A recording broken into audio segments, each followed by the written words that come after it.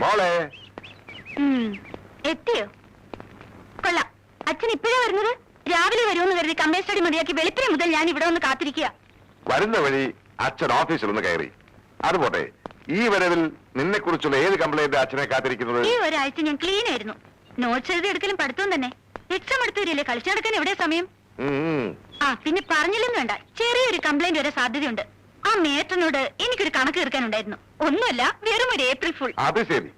ഇനിയിപ്പൊ പ്രിൻസിപ്പൽ എന്തെങ്കിലും ആക്ഷൻ എടുക്കും. ക്ഷമ പറയാൻ അച്ഛൻ വരണം, അതല്ലേ നിന്റെ ഉദ്ദേശം? ഏയ്, അതിനുള്ള ചങ്കൂറ്റൊന്നും അയ്യങ്കാർ സാറിനില്ല. അച്ഛൻ വെറുതെ ടെൻഷൻ പിടിക്കാതെ കുളിച്ചൊന്ന് ഫ്രഷ് ആകും. കണ്ടാലറിയാം നല്ല യാത്രാക്ഷീണമുണ്ട്. ഞാനിപ്പോ നീ നേരത്തെ ബാനോട്ടിന്റെ ഓഫീസ് വരെ ഏതോ ഒരു വലിയ കമ്പനിയുടെ പബ്ലിസിറ്റി ക്യാമ്പയിൻ കിട്ടിയിട്ടുണ്ട്. എന്റെ ക്രിയേറ്റീവ് ഡയറക്ഷൻ ഇല്ലെങ്കിൽ സംഗതി ആകെ ചളാവും. അച്ഛന്റെ കുളി കഴിയുമ്പോഴേക്കും ഞാൻ ഇങ്ങെത്താം. ഒരു അരമണിക്കൂർ. ഓക്കെ?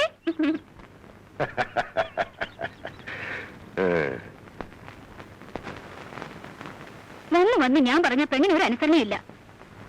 ഇപ്പൊ പുറത്തേക്ക് പോണ്ടാൻ ചേട്ടന് പറയായിരുന്നില്ലേ? അതെങ്ങനെ കൊഞ്ചിച്ച് വഷളാക്കി.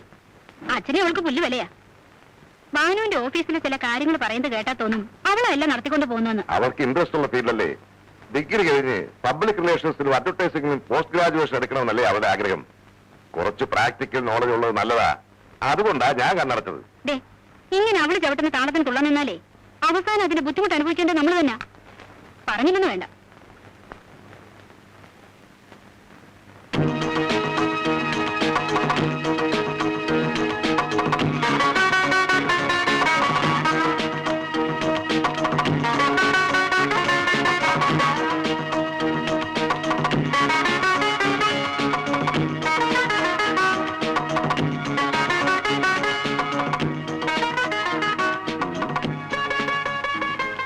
ഇതിവിടെ ഫിക്സ് ചെയ്യല്ലേ? വിഷ്വൽ ഇവിടെ വെച്ച ക്യാപ്ഷനായിട്ട് എങ്ങനെ ബാലൻസ് ചെയ്യും? അതാ കുഴപ്പം. ഭാനുവേട്ടന് എസ്തറ്റിക് സെൻസ് ഇല്ല. എന്നാ പിന്നെ ഇതിനൊക്കെ ചുളുവിന് കാര്യം സാധിക്കാന്ന് വിചാരിക്കാതെ കഴിവുള്ള ഒരു ആർട്ടിസ്റ്റിനെ പോസ്റ്റ് ചെയ്തൂടെ?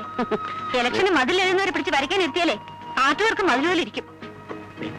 പ്രതാപം കേൾക്കണ്ട. പിന്നെ കേട്ടാ ഇപ്പൊ വിഴിയും കളയും. ഇത് നോക്ക്, ഇവിടെ വെച്ച ക്യാപ്ഷനും കോപ്പിയൊക്കെ സൂക്കായിട്ട് നിൽക്കും. ഞാനും ആദ്യം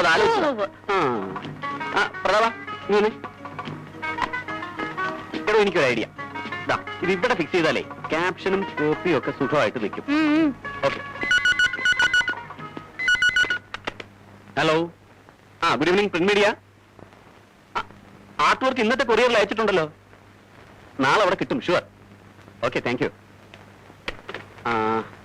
ആ ഡ്രീം ഡ്രസ്സസിന്റെ ക്യാമ്പയിന് വേണ്ടി ഏതൊക്കെ മോഡൽസിനെ കാസ്റ്റ് ചെയ്തത്? ഇതിൽ ഒരു പോന്നെ എനിക്ക് ഇഷ്ടപ്പെട്ടില്ല. ഇഷ്ടപ്പെടാൻ ഇത് കല്യാണം കഴിക്കാനൊന്നുമല്ലോ. റെഡിമെയ്ഡ് ഷർട്ടിന്റെ ആഡിന് വേണ്ടി മോഡലായി കാസ്റ്റ് ചെയ്യണമെന്നല്ലേ ഞാൻ പറഞ്ഞുള്ളൂ. അതിനെ പറ്റിയ കോന്നമാരും ഇതിനകത്തില്ലെന്നാ ഞാൻ പറഞ്ഞത്. പരസ്യ സ്ഥാപനം നടത്തിയ മാത്രം വരാം, കുറച്ചൊക്കെ സെൻസ് കൂടി വേണം സാറേ. എന്നാ പിന്നെ സെൻസ് ഉള്ളവർ വന്ന് കസേരയിലേക്ക് ഇരിക്കാൻ എത്ര നാളായി ഞാൻ പറയുന്നു. എക്സാം കഴിയട്ടെ, നമുക്ക് ആലോചിക്കാം. പക്ഷേ 1000-1500 തന്ന് പറ്റിക്കാന്ന് വിചാരിക്കണ്ട. 1600 മതിയാവും. ഈടാ ബോംബെ ബേസ്ഡ് കമ്പനികൾ കൊടുക്കുന്ന സാലറി തരണം. ആ ശമ്പളം ഉണ്ടെങ്കിൽ എനിക്കിവിടെ 5 വരെ പോസ്റ്റ് ചെയ്യാം. എന്നാ ഇതുപോലുള്ള മോഡൽസിന് വെച്ച് ചതഞ്ഞ പരസ്യം ചെയ്തോണ്ട് ഇവിടെ ഇരുന്നോ. പോയാലെങ്ങനെ? നമ്മുടെ ഈ കാര്യങ്ങളൊരു തീരുമാനമാക്കണ്ടേ?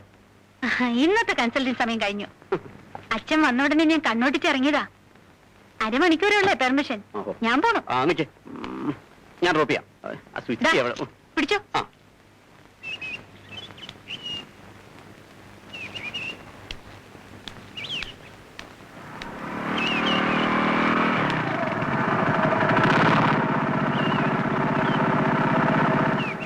ഇതാണോ അരമണിക്കൂർ? അതെ, ഇറങ്ങാൻ നേരത്തെ അച്ഛൻ തടസ്സം പറഞ്ഞപ്പോഴേ എനിക്ക് തോന്നിയതാ ഇന്ന് ശരിയാവില്ലെന്ന്. അവിടെ ചെന്നപ്പോഴോ ഡ്രീം ഡ്രസ്സസിന്റെ MD-യും ചെയർമാനും ബാനുവേട്ടനായിട്ട് ചൂട് പിടിച്ച ഡിസ്കഷൻ അല്ലേ? അതെ, ഒരു മുന്നറിയിപ്പില്ലാതെ അവര് വന്നത്. അതുകൊണ്ടാ അരമണിക്കൂർ 1.5 മണിക്കൂറായത്. വല്ലാത്ത ചൂട്. നീ കേറുന്നില്ലേ? ഇല്ലമ്മ, ഏജൻസിയിൽ കുറച്ച് ജോലിയുടെ ബാക്കിയുണ്ട്. ആദ്യം തിരക്ക് കൂട്ടിയതുകൊണ്ട് ഞാൻ കൊണ്ടാക്കാന്ന് വെച്ചത്. പോട്ടെ. ശിവശങ്കരൻ നല്ലവനാടി. ആഫീസിൽ മനുഷ്യപ്പറ്റുള്ളവനായിട്ട് അയാൾ മാത്രമേ ഉള്ളൂ. ആതിരയ്ക്കൊരു ആലോചനയെ പറ്റി അയാൾ പലതവണ എന്നോട് സൂചിപ്പിച്ചതാ. നല്ല ബന്ധമാണെങ്കിൽ അതങ്ങ് നടത്തണമെന്നാ ഞാൻ പറയുന്നത്. നീ എന്താ ഒന്നും അറിയാൻ മേലാത്ത പോലെ സംസാരിക്കുന്നത്? ഒരു പെണ്ണിനെ അയക്കാനുള്ള എന്ത് പരിസ്ഥിതി ഇപ്പൊ നമുക്കുള്ളത്? ഉള്ളതെല്ലാം കൂടെ വിറ്റുപറിക്കുക ഈ വീട് കെട്ടിയത്. വോളണ്ടറി റിട്ടയർമെന്റിന് എഴുതി കൊടുത്തിട്ട് റിട്ടയർമെന്റ് ബെനിഫിറ്റ് മേടിച്ച് ഒരുത്തി അയക്കാമെന്ന് വെച്ചാൽ ഹൗസിംഗ് ലോൺ പിടിച്ചു കഴിഞ്ഞിട്ട് ബാക്കി എന്ത് കിട്ടാനാ? വരുന്നവർക്ക് പലർക്കും ഈ വീട്ടിലാ കണ്ണ്. മൂത്തവർക്ക് അത് കൊടുത്തു കഴിഞ്ഞാൽ പിന്നെ ആശയുടെ കാര്യത്തിൽ എന്ത് ചെയ്യാനാ? എന്ന് പറഞ്ഞാൽ എങ്ങനാ? വന്ന 2-3 ആലോചനകള് അവളുടെ പഠിത്തം കഴിയട്ടെന്ന് പറഞ്ഞയച്ചു. ഇനി ഇപ്പൊ പഠിത്തം കഴിയുമ്പോ എന്തു പറയും? അവളുടെ ഇഷ്ടപ്രകാരം തുടർന്ന് പഠിക്കുന്നതിനോട് എനിക്ക് അഭിപ്രായമില്ല.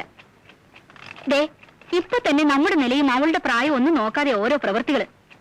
ഞാൻ അവരെ ശാസിക്കുമ്പോ പിള്ളേരുടെ പക്ഷം ചേർന്നതിന്റെ ഇപ്പൊ അനുഭവിക്കുന്നത്. അതിനിപ്പോ എന്തോണ്ടായെന്നാ? തുള്ളിച്ചാടി കുരുത്തക്കട ഒപ്പിച്ചടക്കാൻ ചെറിയ കുട്ടിയൊന്നും അല്ല അവള്. ചന്ദ്രവാനുവിന്റെ ആങ്ങളുടെ മോനാ. പക്ഷെ കൂടെ കൂടെയുള്ള അവന്റെ ഓഫീസിൽ പോക്കും വണ്ടിയിലുള്ള ഈ വരവും നാട്ടുകാരെ കൊണ്ട് ഓരോന്ന് പറയിപ്പിക്കണോ? അവനെ പറ്റി അത്ര നല്ലതൊന്നും അല്ല പുറത്ത് പറഞ്ഞു കേൾക്കുന്നത്. പ്രായമായ പെണ്ണ, സൂക്ഷിച്ചാ ദുഃഖിക്കണ്ട. കുരുത്തക്കേട് ഒപ്പിക്കാൻ ആർക്കും പറ്റും. പക്ഷെ അതിന്റെ ആഫ്റ്റർ എഫക്ട് നമുക്ക് കേൾക്കാതെ നോക്കണം. അതിലാണ് കാര്യം. അതിനിപ്പോ എല്ലാവർക്കും നിന്നെ പോലെ വാലുണ്ടാവോ? നിന്റെ വാല് നിന്റെ ഡാഡി മുറിച്ചതിന് ഇവൾ എന്ത് പഴിച്ചു? വാലേ പോയുള്ളൂ, മുഖച്ചായ്ക്ക് വലിയ മാറ്റം വന്നിട്ടില്ല. Exactly correct.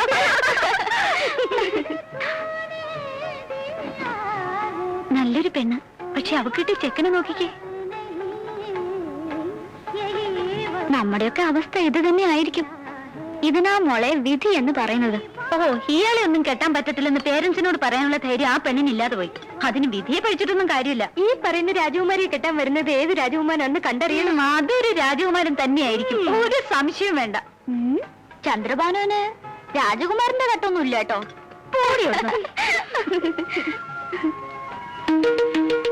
അയ്യോ, 80 രൂപയോ? നിന്റെ എത്രയുണ്ട്? എന്റെ കയ്യിൽ ഒന്നല്ല. നിന്റെയിലോ? നീ വിളിച്ചിട്ടല്ലേ ഞങ്ങൾ വന്നത്. അത് ശരി. ആ, എന്റെ 50 രൂപയുള്ളൂ. ഇപ്പൊ എന്ത് ചെയ്യാം?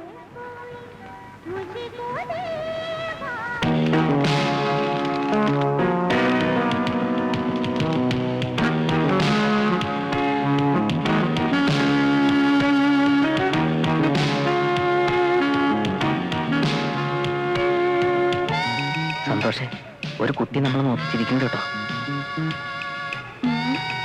ഞാനൊന്ന് ശ്രമിച്ചു നോക്കട്ടെ. എക്സ്ക്യൂസ് മീ, സൂസന്റെ ബ്രദർ അല്ലേ? ഏത് സൂസൻ? റോസ്വില്ലയിലെ കറിയച്ചന്റെ മകൾ സൂസൻ. അയ്യോ അല്ല. മൂന്നാറിൽ ടീ എസ്റ്റേറ്റ് ഉള്ള സൂസൻ സാറിന്റെ സിസ്റ്റർ അല്ലേ? അല്ല. സോറി, ആള് മാറിപ്പോയതാ. ബാബാ ഓ.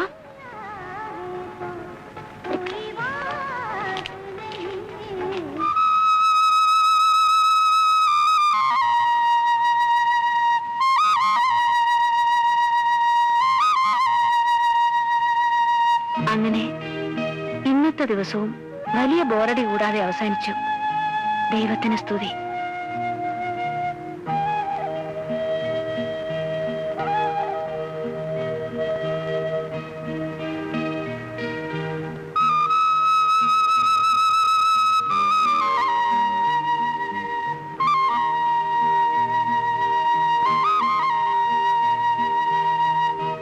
പകല് മുഴുവൻ കാട്ടിക്കൂട്ടിയ അനാവശ്യങ്ങള് രാത്രിയിൽ ഡയറിയിൽ കുറിച്ചു വെക്കാം. ചേച്ചിക്ക് വേറെ പണിയൊന്നുമില്ലേ? ആ, പെണ്ണുങ്ങളായാലേ കുറച്ചൊക്കെ സ്മാർട്ട് ആയിരിക്കണം. അല്ലാതെ നിന്നെ പോലെ പനി പിടിച്ച കോഴിയെ പോലെ ഇരിക്കാൻ എന്നെ കിട്ടില്ല. എനിക്കേ കിടക്കണം.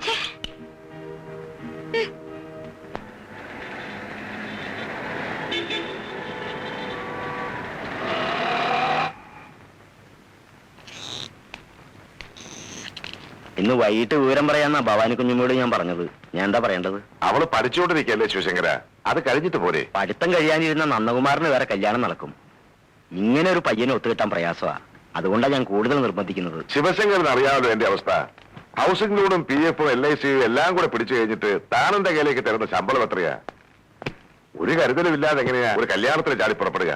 ആ വീടിന്റെ പ്ലാൻ കണ്ടപ്പോഴേ ഞാനെന്ന് പറഞ്ഞതാ, സാറിനെ സംബന്ധിച്ചിടത്തോളം ഇത്രയും വലിയൊരു വീടിന്റെ ആവശ്യമില്ലെന്ന്. അതൊക്കെ ഇനി പറഞ്ഞിട്ട് എന്താ കാര്യം? അന്ന് അങ്ങനെ തോന്നി. അതുകൊണ്ടാണ് ഞാൻ പറയുന്നത്, ഇനിയെങ്കിലും സാറ് നല്ല രീതിയിൽ ചിന്തിക്കണം. സ്ത്രീധനമായിട്ട് അവർ 10 പൈസ പോലും ചോദിക്കുന്നില്ല.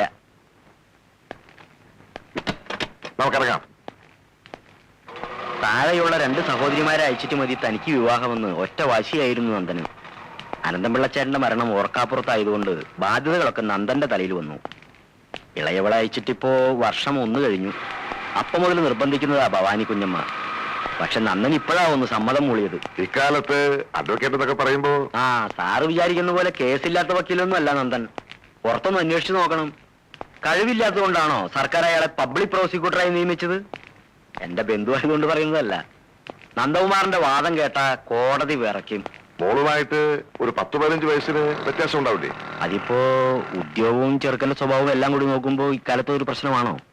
ഏതായാലും അവര് പരസ്പരം ഒന്ന് കണ്ട് തീരുമാനിച്ചോട്ടെ. ശരി. ആരാമ്മപ്പുറത്ത്? നീ ഈ ചായ കൊണ്ട് കൊടുക്ക. സംഗതിയുടെ കിടപ്പ് കണ്ടിട്ട് ഒരു പെണ്ണ് കാണൽ ചടങ്ങാണെന്ന് തോന്നല്ലോ. ആരാമ്മേ? എന്നെയോ ആശയോ? പേടിക്കണ്ട, ചേച്ചിക്ക് തന്നെ. ഒരു സൂചന തന്നിരുന്നെങ്കിൽ ഞാനൊന്ന് ഒരുങ്ങി സ്റ്റൈലായിട്ട് നിൽക്കുമായിരുന്നു. ആ, ഇത്രയൊക്കെ ഒരുങ്ങിയാ മതി. കൊണ്ടുകൊടു. മതിയെങ്കി മതി. ഇനി എത്ര ചെറുക്കന്മാരുടെ മുമ്പിൽ നിൽക്കാനുള്ളതാ? അപ്പൊ ഒരുങ്ങ.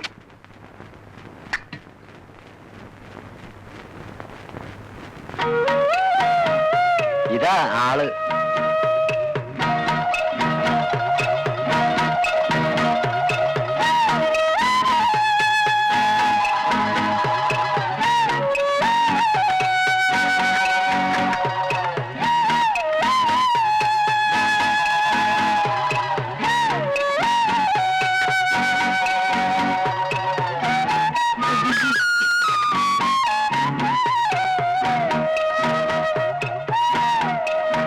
നന്ദന് ആതിരോട് എന്തെങ്കിലും ചോദിക്കണേ ചോദിക്കാം.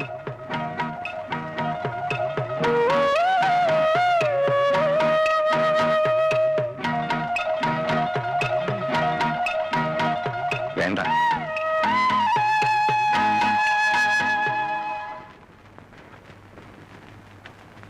എങ്ങനെയുണ്ട് ചേച്ചി പബ്ലിക് പ്രോസിക്യൂട്ടർ നന്ദകുമാർ? എല്ലാവർക്കും കാണാൻ പാകത്തിൽ അവിടെ ഒരുക്കി വെച്ചിട്ടുണ്ടല്ലോ. നിനക്കൊന്ന് കാണരുതോ? ഇങ്ങനെ ഒരു ചേച്ചി.